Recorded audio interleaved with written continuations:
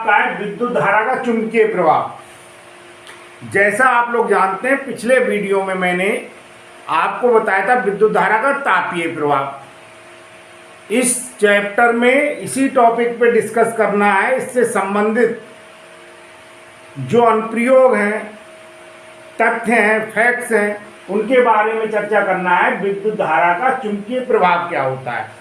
तो आप चुंबक से परिचित होंगे। आपने देखा चुंबक के आसपास एक ऐसा क्षेत्र बन जाता है जिसमें अगर हम किसी चुंबकीय पदार्थ को लाएं, या हम कह सकते हैं किसी चुंबकीय सुई को लाएं, तो उस पर क्या होता है, एक चुंबकीय बल लगता है, जिसके कारण वो अपनी प्रारंभिक अवस्था से विक्षेपित हो जाती है।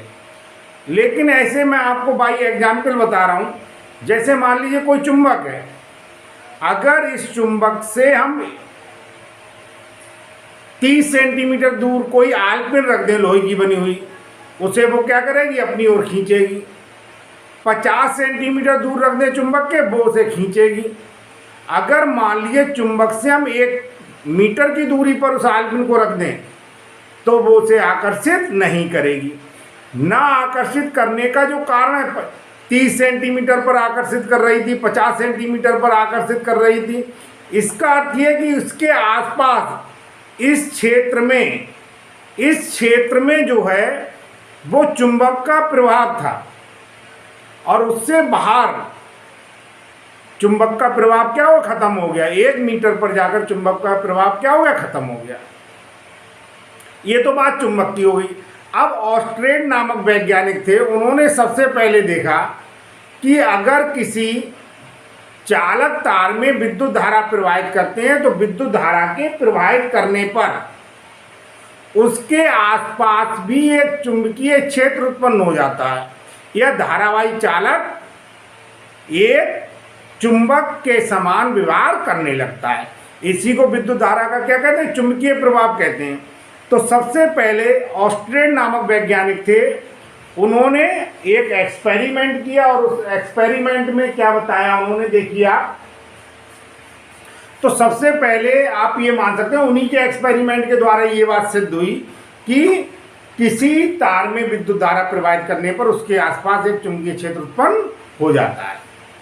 एक विद्युत धारा का और प्रभाव है, 3 प्रभाव होते हैं। एक विद्युत धारा का रासायनिक प्रभाव भी है। तो 2 प्रभाव के बारे में आपने पढ़ लिया, एक विद्युत धारा का तापीय प्रभाव और दूसरे विद्युत धारा का चुंबकीय प्रभाव। तो मैंने जैसे आपको बताया है, किसी तार में विद्युत धारा प्रवाहित करने पर उसके आसपास एक चुंबकीय क्षेत्र उत्पन्न हो जाता है। ठीक है, इसी को हम विद्युत धारा का तापीय प्रभाव कहते हैं। संभवतः आपकी समझ में आ गया होगा। अब देखिए ऑस्ट्रेड का क्या वैज्ञानिक जो थे, उनका जो एक्सपेरिमेंट था, उन्होंने एक चुंबकीय सुई ली। इसके 2 पोल हैं, एक नॉर्थ पोल है और एक साउथ पोल है, और इसके ऊपर उन्होंने एक चालक तार लिया जिसमें विद्युत धारा स्मॉल आई प्रवाहित की। तो उन्होंने देखा इस पर जैसे ही विद्युत धारा प्रवाहित हुई, ये जो चुंबकीय सुई थी वो अपने स्थान से क्या हो गई, विक्षेपित हो गई। और ये जो डायरेक्शन दिखाई गई, ये वाला डायरेक्शन, इससे हम कहना चाहें तो ये एंटी क्लॉकवाइज डायरेक्शन में ये घूम गई, एंटी क्लॉकवाइज में विक्षेपित हो गई। तो इसके विक्षेपित होने का कारण ये है कि इसके कारण आसपास क्या हुआ, चुंबकीय क्षेत्र उत्पन्न हो गया।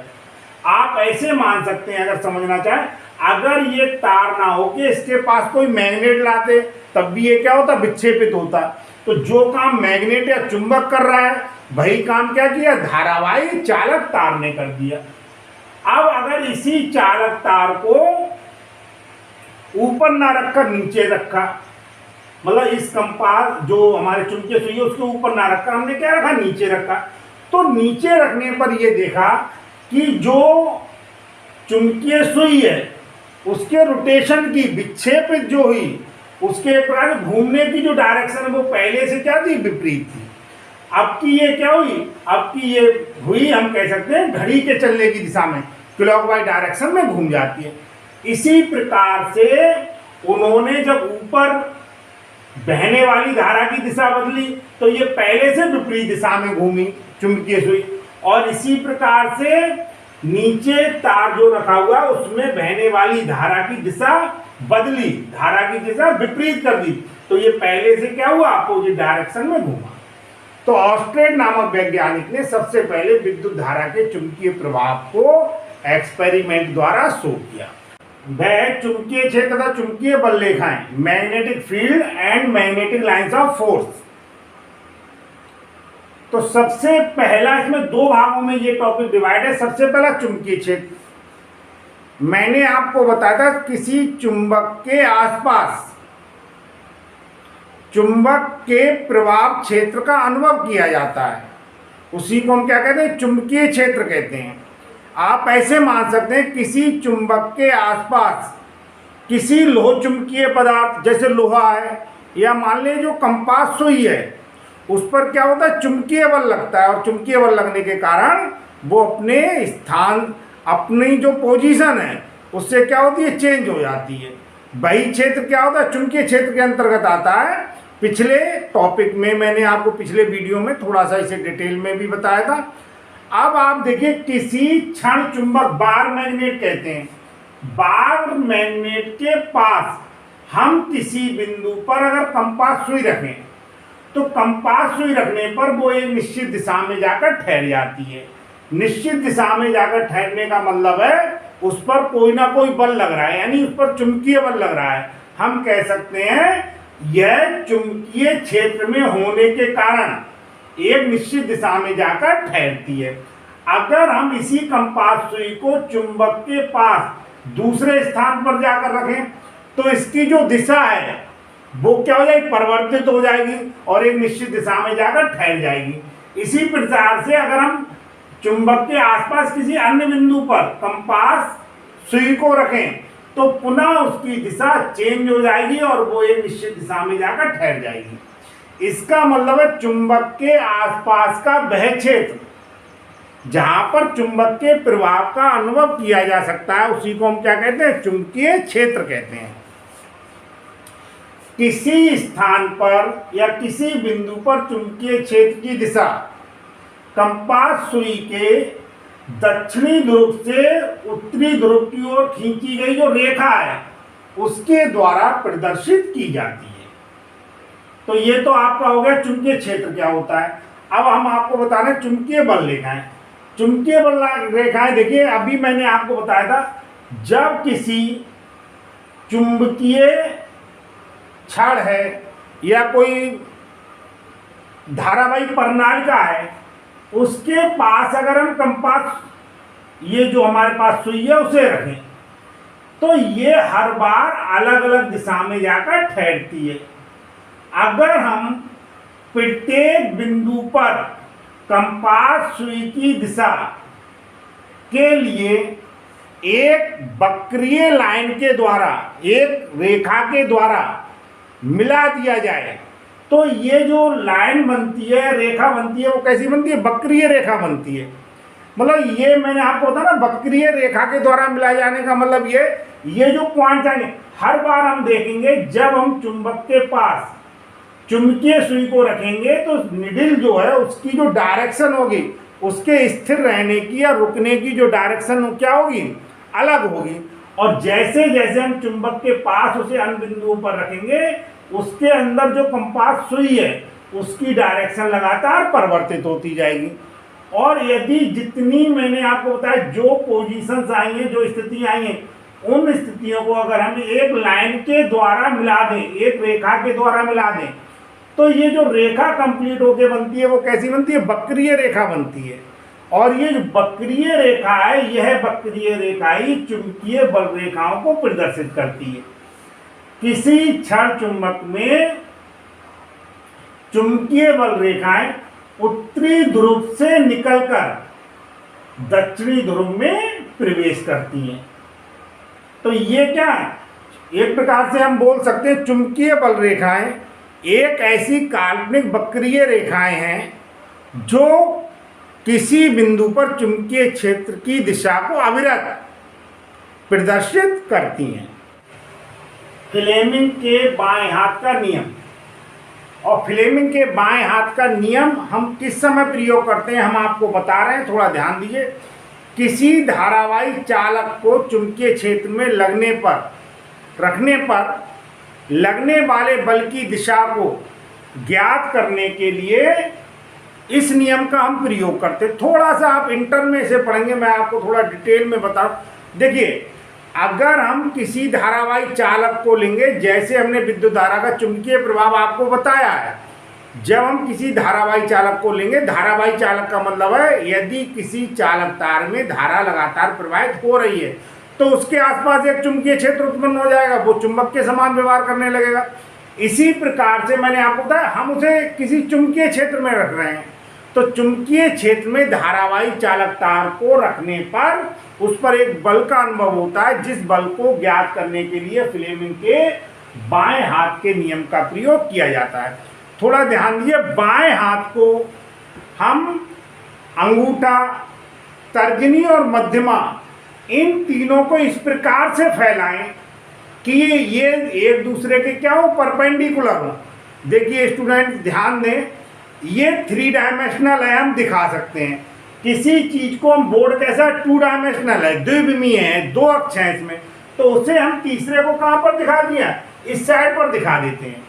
तो आप देखिए, अंगूठा, तर्जनी और मध्यमा बाएं हाथ की इन पोजीशन में रखें कि ये परस्पर एक दूसरे के क्या हो, लंबवत हो। और जो तर्जनी है, तर्जनी चुंबकीय क्षेत्र की दिशा में हो, जिधर चुंबकीय क्षेत्र है उस डायरेक्शन में हो। मध्यमा हो विद्युत धारा की दिशा में, धारावाही चालक में विद्युत धारा की जो दिशा है वो क्या हो, मध्यमा हो। तो ये जो अंगूठा है, अंगूठा हमेशा धारावाही चालक पर लगने वाले बल की दिशा को प्रदर्शित करेगा। संभवतः आपकी समझ में आ गया हो, मैं आपको हाथ के द्वारा प्रदर्शित कर रहा हूं, ये बोर्ड पे बना हुआ है। देखिए, ये डायरेक्शन किसकी है, ये डायरेक्शन है चुंबकीय क्षेत्र की, तर्जनी के द्वारा। ये जो फिंगर है, ये डायरेक्शन किसकी है, मध्यमा किसे दिखा रही, विद्युत धारा की दिशा को। तो ये जो अंगूठा है, अंगूठा धारावाही चालक पर लगने वाले बल की दिशा को प्रदर्शित करता है। ये बहुत ही छोटे छोटे नियम है, लेकिन बहुत ही महत्वपूर्ण नियम है, जिनकी हमें चुंबकीय चैप्टर से संबंधित जब भी बात करेंगे तो उनकी हमें आवश्यकता होती रहती है। फ्लेमिंग के दाएं हाथ का नियम कहते हैं, Fleming's right hand rule. Fleming के दाएं हाथ के नियम की कब आवश्यकता पड़ती है, एक घटना जिसके बारे में आप पढ़ चुके हैं, जिसे हम विद्युत चुंबकीय प्रेरण कहते हैं। विद्युत चुंबकीय प्रेरण की घटना में कुंडली में कॉइल में प्रेरित होने वाली जो धारा है उसकी दिशा को ज्ञात करने के लिए, प्रेरित धारा की दिशा को ज्ञात करने के लिए फ्लेमिंग के दाएं हाथ के नियम का प्रयोग किया जाता है। इसमें देखिए, मैंने चित्र के माध्यम से आपको समझाने का प्रयास किया है। इससे हम दाएं हाथ की, ये दायां हाथ है, दाएं हाथ की अंगूठा, तर्जनी और मध्यमा, देखिए इधर भी मैंने दिखाया अंगूठा, तर्जनी और मध्यमा, इस प्रकार से फैलाएं कि तीनों परस्पर एक दूसरे के क्या हो, लंबवत हो। और इसमें अंगूठा चालक की गति की दिशा को प्रदर्शित कर रहा हो, और आपकी जो तर्जनी है, देखिए इस पे भी बना हुआ है तर्जनी, तर्जनी चुंबकीय क्षेत्र की दिशा को प्रदर्शित कर रही हो। तो ये वाली जो उंगली है, ये वाली उंगली प्रेरित विद्युत धारा की दिशा को प्रदर्शित करती है, ठीक है नहीं। अगर अंगूठा चालक की गति की दिशा को प्रदर्शित कर रहा हो, तर्जनी चुंबकीय क्षेत्र की दिशा को प्रदर्शित कर रही हो, तो ये आपकी जो मध्यमा है, मध्यमा जो उंगली है, ये प्रेरित विद्युत धारा की दिशा को प्रदर्शित करती है। आपको बता रहा हूं, किसी धारावाही चालक तार में प्रवाहित होने वाली धारा के कारण जो चुंबकीय बल रेखाएं होती हैं, उनकी दिशा को हम किस प्रकार से ज्ञात करते हैं।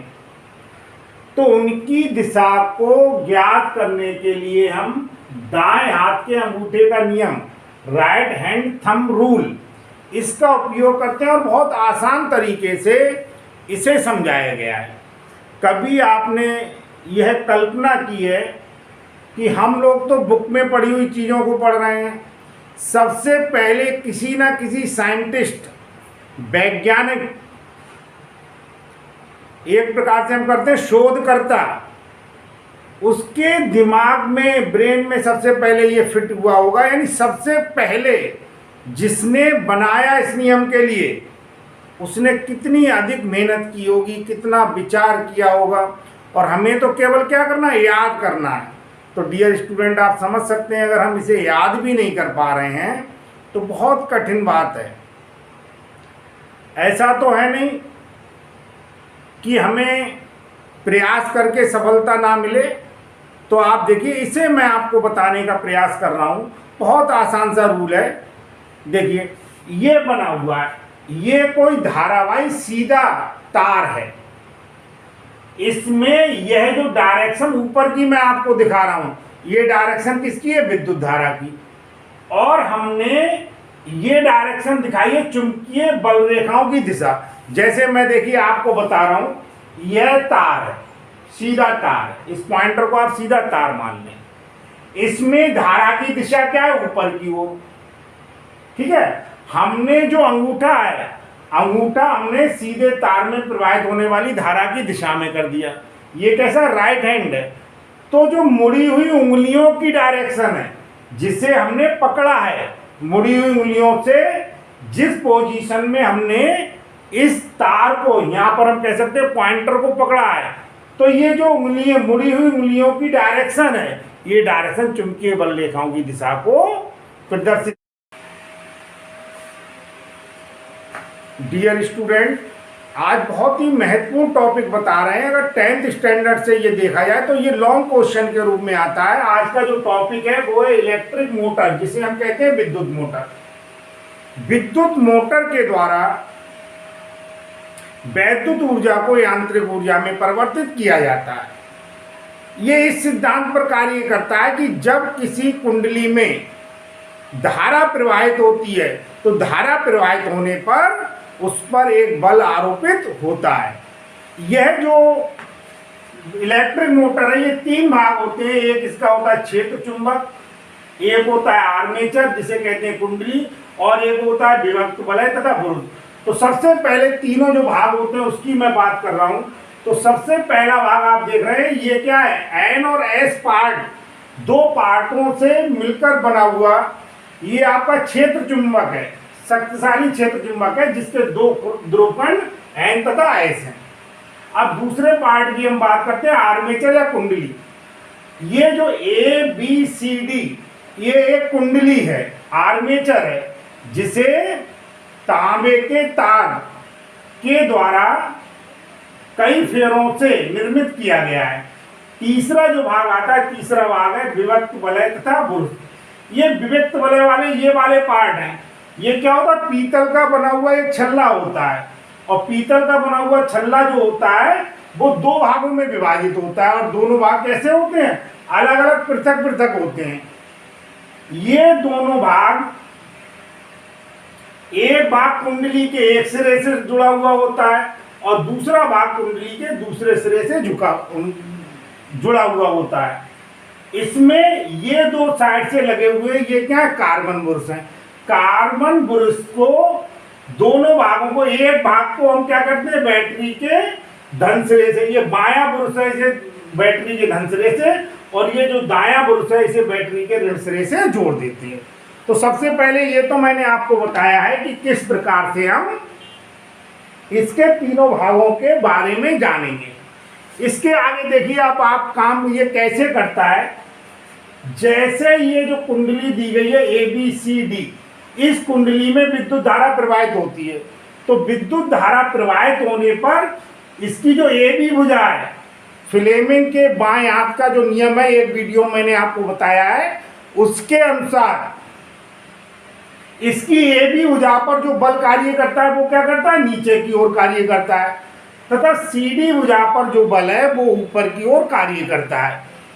ये दोनों बल बराबर तथा विपरीत होने के कारण एक क्या बनाते हैं, वलयुग बनाते हैं, और इस वलयुग के कारण कुंडली लगातार क्या होती है, कुंडली घूमना प्रारंभ कर देती है।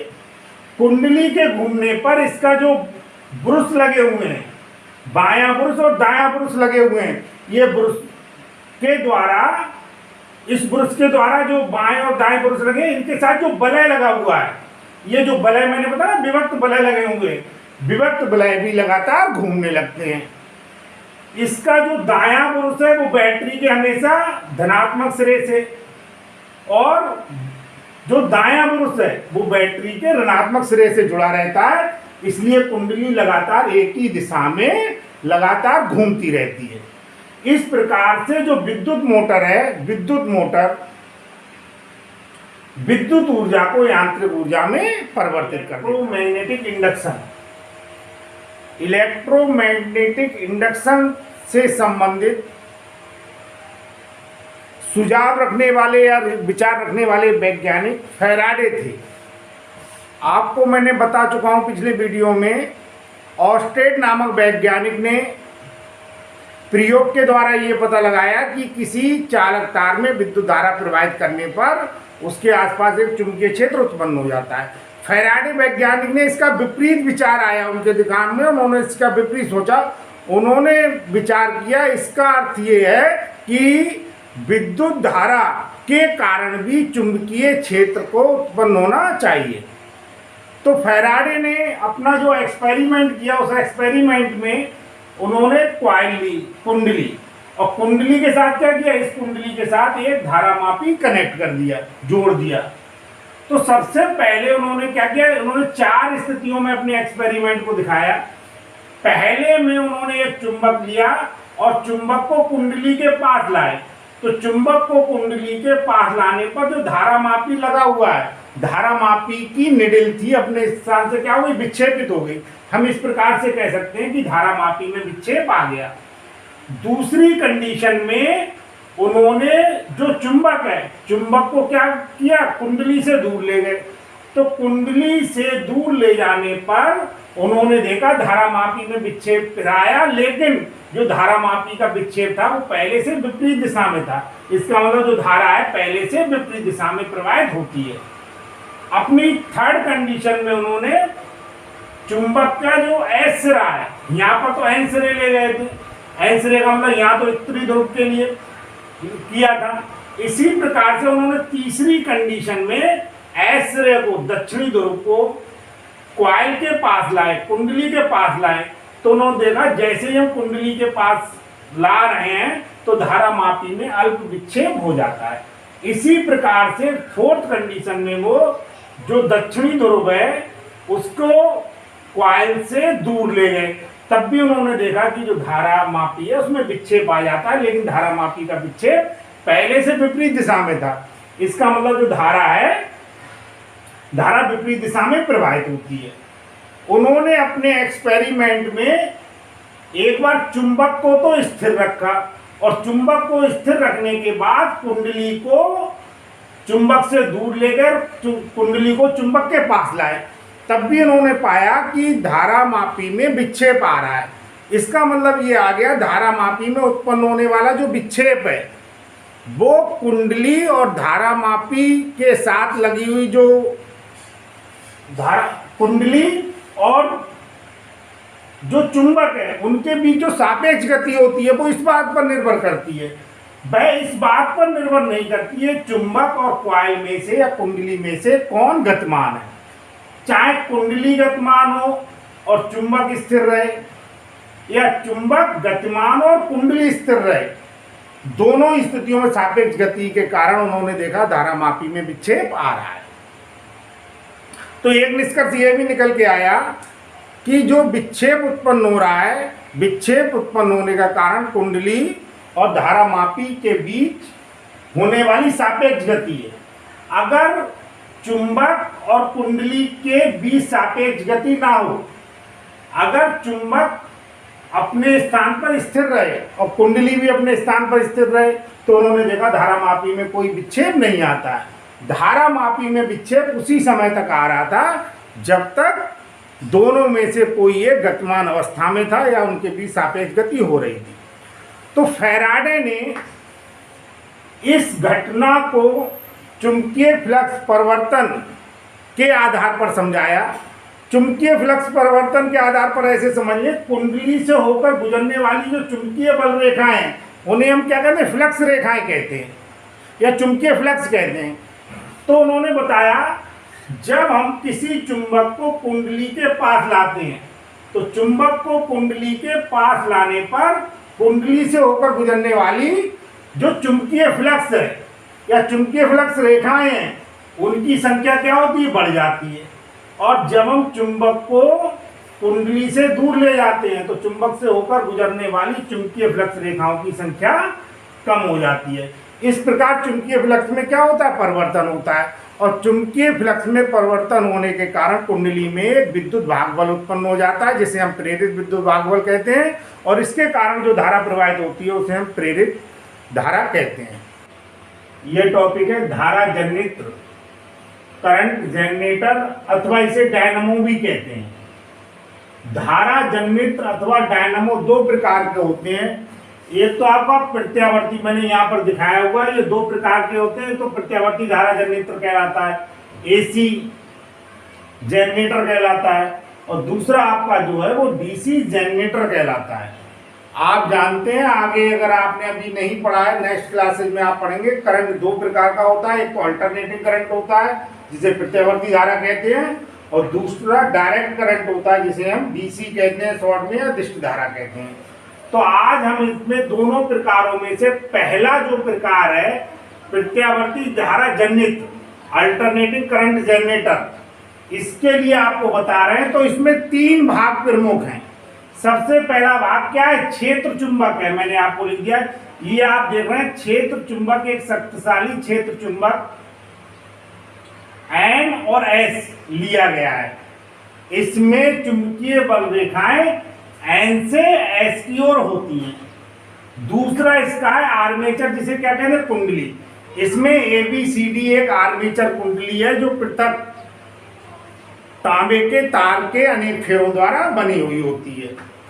यह कुंडली ही अक्ष के बीच में क्या करती है, दोनों जो चुंबक के N और S खंड हैं उनके बीच में ये क्या करती है, रोटेट करती है, घूमती है। तीसरा पार्ट आपका है सर्पी वलय अथवा ब्रुश, सर्पी वलय तथा ब्रुश। तो सर्पी वलय जो है ये तांबे के बने हुए दो अलग अलग छल्ले होते हैं, और ये जो छल्ले हैं इन छल्लों को दो ब्रुश के द्वारा, अलग अलग ब्रुश के द्वारा कनेक्ट कर दिया जाता है। जब ये कुंडली घूमती है तो कुंडली के घूमने पर ये जो वलय है, सर्पी वलय, ये सर्पी वलय भी लगातार ब्रुश से सटकर लगातार क्या होते हैं, रोटेट होते रहते हैं, घूमते रहते हैं। और ये जो ब्रुश हैं ये लगातार स्थिर अवस्था में बने रहते हैं, ये स्थिर अवस्था में रहते हैं। और इन ब्रुश का कनेक्शन हम उस परपथ से कर देते हैं जिस बाह्य परपथ में हमें विद्युत धारा प्रवाहित करनी है। अब देखिए, इसमें मैंने आपको डायग्राम के साथ साथ हम इसमें फिर से देख लें। N और S क्या है, ये एक शक्तिशाली चुंबक के दो ध्रुव हैं। इनके बीच में ABCD एक क्या ली गई है, क्वाइल ली गई है। ये जो तांबे के बने हुए दो सर्पी वलय हैं जिन्हें रिंग कहते हैं, और ये आपके दो ब्रुश लिए गए हैं। अब सबसे पहले देखिए, ये जो काम क्या करता है कि ये धारा जनित्र जो है, जनरेटर है, ये क्या करता है, ये विद्युत चुंबकीय प्रेरण की घटना पर आधारित होता है, और इसके द्वारा यांत्रिक ऊर्जा को वैद्युत ऊर्जा में परिवर्तित किया जाता है। जैसा मैंने विद्युत चुंबकीय प्रेरण की घटना में आपको वीडियो में बताया है, किसी कुंडली से होकर गुजरने वाले चुंबकीय फ्लक्स के मान में परिवर्तन होने पर उसमें एक प्रेरित धारा उत्पन्न हो जाती है। इसी को हम विद्युत चुंबकीय प्रेरण कहते हैं, और इसी पर ये क्या है, इसी सिद्धांत पर ये आधारित है। तो सबसे पहले आप देखिए, ये जो ABCD, ये जो क्वाइल है, ये क्वाइल हम माने क्षैतिज अवस्था में, और क्षैतिज अवस्था में इसमें क्या हुआ, अब ये रोटेट करना शुरू कर रही है। तो रोटेट करना जब शुरू करेगी तो AB पर तो बल किधर लगेगा, ऊपर की ओर, और DC पर बल किधर लगेगा, नीचे की ओर। तो इससे क्या होगा, जब ये क्वाइल घूमना शुरू करेगी तो कुंडली के घूमने पर इससे होकर गुजरने वाला जो चुंबकीय फ्लक्स है उसमें परिवर्तन होगा, और चुंबकीय फ्लक्स में परिवर्तन हो जाने पर एक प्रेरित धारा उत्पन्न होगी। यह जो प्रेरित धारा की दिशा है ये फ्लेमिंग के दायां के नियम के द्वारा दी जाती है, और इस चित्र में जिस डायरेक्शन में प्रदर्शित की गई है उसी डायरेक्शन में प्रेरित विद्युत धारा की दिशा होगी। यह जो प्रेरित विद्युत धारा है, यह प्रेरित विद्युत धारा जो एक्स पुरुष है इससे बाहर आ रही है, और ये कैसा है, धन ध्रुव है, और बाई ध्रुव से वापस जा रही है। ये कैसा है, ये ऋण ध्रुव है। जब कॉइल घूम रही होती है तो घूमने के बाद जब ये ऊर्ध्वाधर अवस्था में आ जाती है, तो ऊर्ध्वाधर अवस्था में आने पर AB पर बल किधर लगेगा, नीचे की ओर, जबकि CD पर बल किधर लगता है, ऊपर की ओर लगता है। इस स्थिति में जो प्रेरित विद्युत धारा है ये एक्स रे से तो वापस जाएगी, और 22 रे से क्या होगा, 22 रे से बाहर आएगी। तो इस स्थिति में जो प्राप्त होने वाली प्रेरित विद्युत धारा है इसकी डायरेक्शन वैसे पहले से क्या हो जाएगी, विपरीत हो जाएगी, और प्रत्यावर्ती धारा इस प्रकार से प्राप्त होगी, क्योंकि प्रत्यावर्ती धारा आधे चक्र में एक दिशा में तथा दूसरे आधे चक्र में दूसरी दिशा में प्रवाहित होती है। इस प्रकार से यह प्रत्यावर्ती धारा जनित कार्य करता है।